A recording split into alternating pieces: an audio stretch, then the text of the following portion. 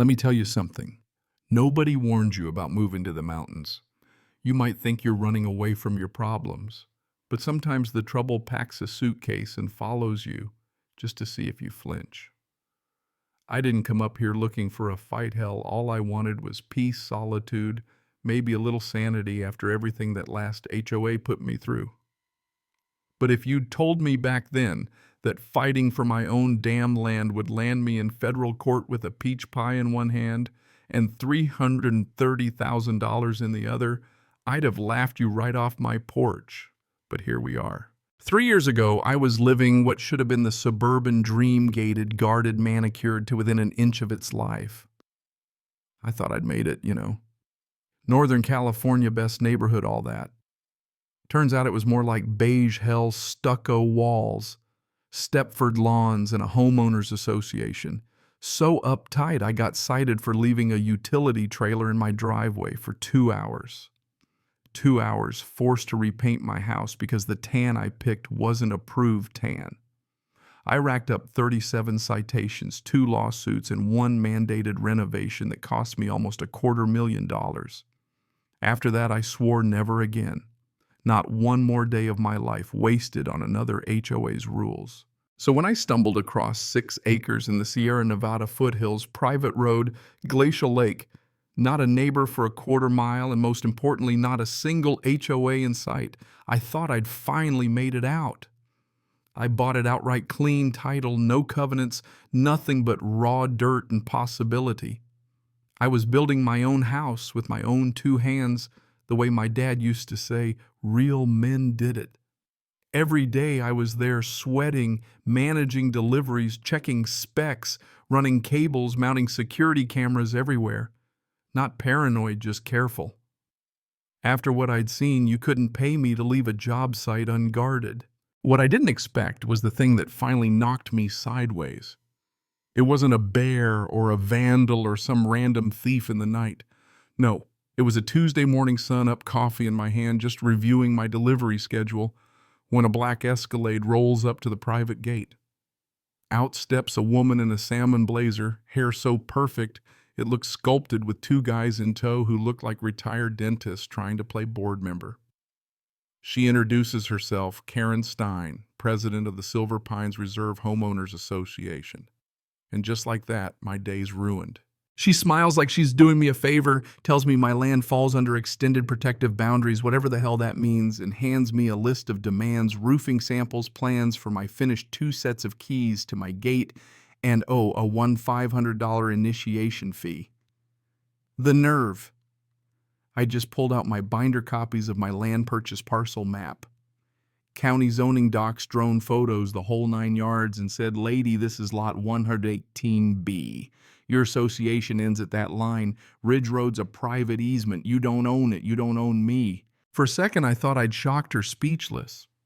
She recovers, says the county might have updated zoning, threatens to call the assessor's office.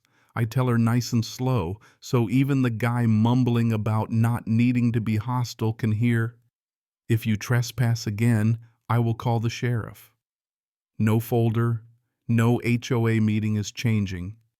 Who owns this dirt? I do.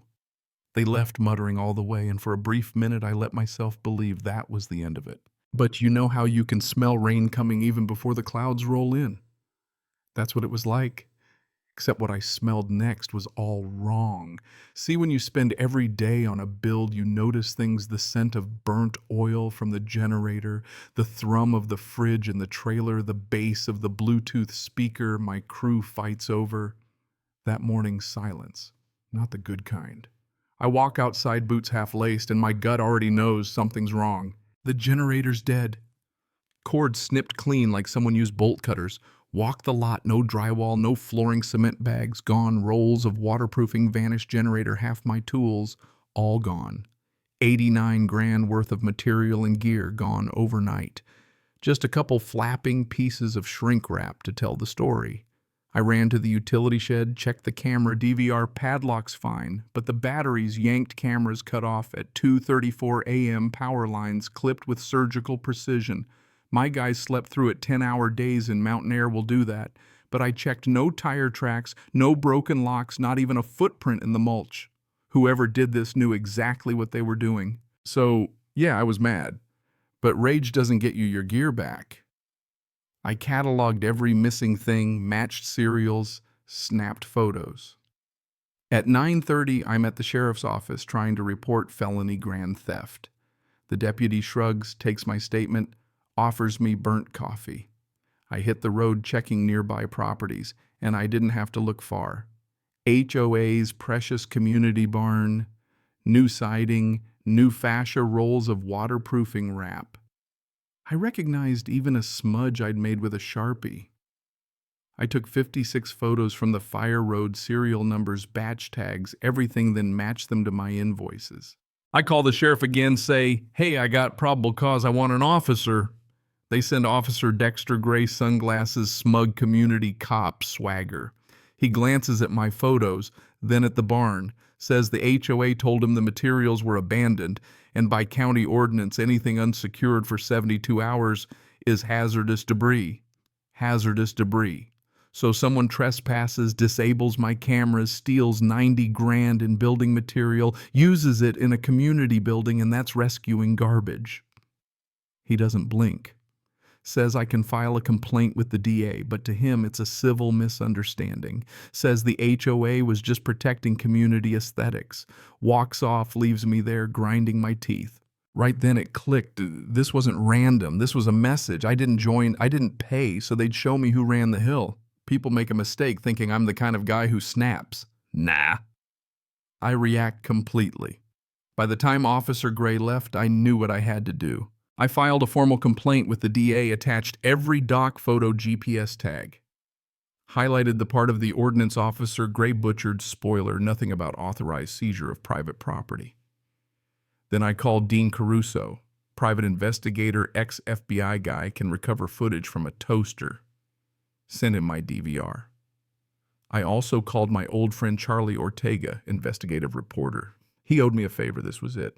Dean pulls up, grainy footage, flatbed truck, 3 masked people, one with a limp and a tattoo, a cross inside a gear.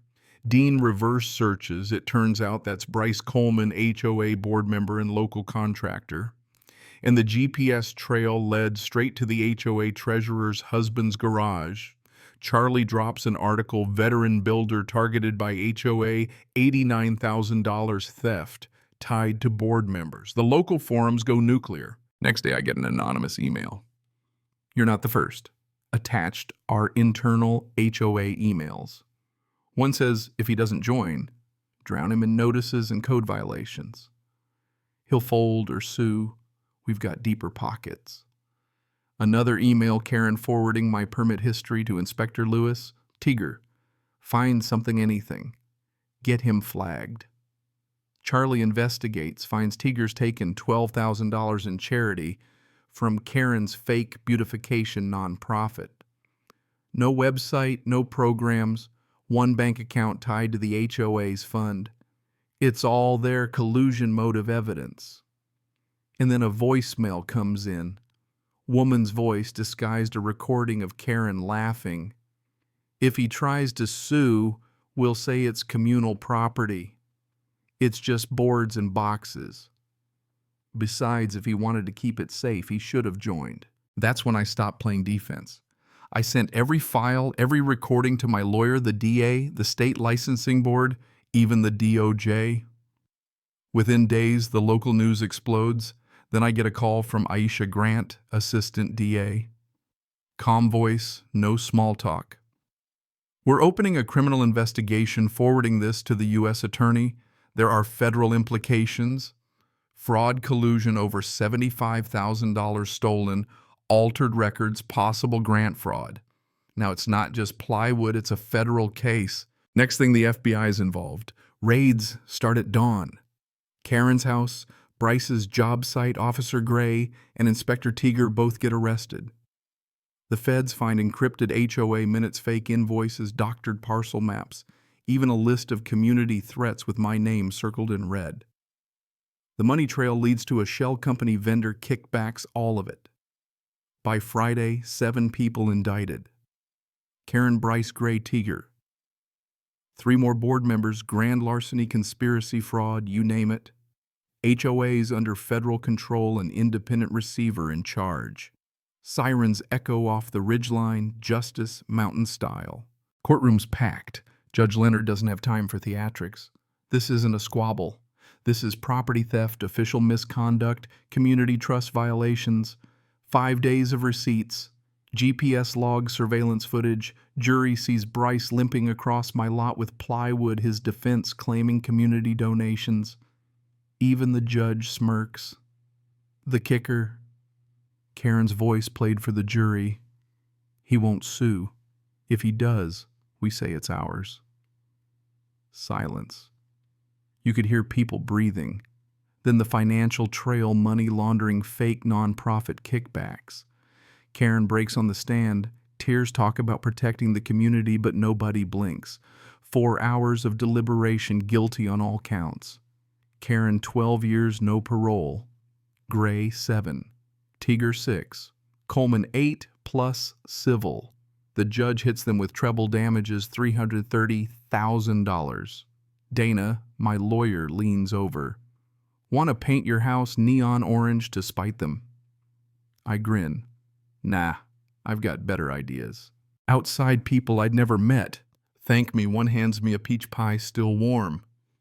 Thank you for standing your ground. And I swear sometimes justice smells like cinnamon and butter. But, there's this weird silence after it's all over. Not tense, not anxious, just done.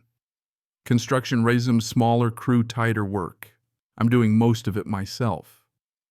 The house rises, cathedral ceilings, open plan steel and glass rails I built during sleepless nights. At the end, I weld a sign for the gate, not HOA property. I was just building. It wasn't for them, really. It was for me. The new court-appointed HOA administrator reaches out. CPA, polite, wants to rebuild trust. I decline. Residents start pulling out. The HOA crumbles. People organize a potluck committee instead. I wish them luck. Been there, done that. Folks who used to glare now shake my hand. Even Inspector Teager writes from prison, admits the house turned out beautiful. He's right, it did. 6 months later, a drone buzzes my roof, some new developer trying to pitch a vision plan. I tell him, sorry, not interested. Close the gate behind you. He tries to charm, but I shut him down. Come back after the ground thaws. That's when I rebuild the fence with barbed wire. Sunlight on the countertops, hawks circling overhead. The only sound is the lake and the generator I own powering a house I built on land nobody can take from me. Down by the dock, my mutt Murphy drops a stick at my feet, wants to play. I laugh, toss it into the water, watch him torpedo after it. And for the first time in years, nothing left to fix, nothing left to fight. Just life, mine again. So let me ask you, what would you have done in my shoes? Folded or fought? Where do you draw the line between following rules and standing up for what's right? Drop your story in the comments. Tell me your take on justice, on land, on living free. And if you've ever gone toe-to-toe with an HOA, well, you're not alone. Hit that, share your battle. Let's remind folks some ground is worth fighting for.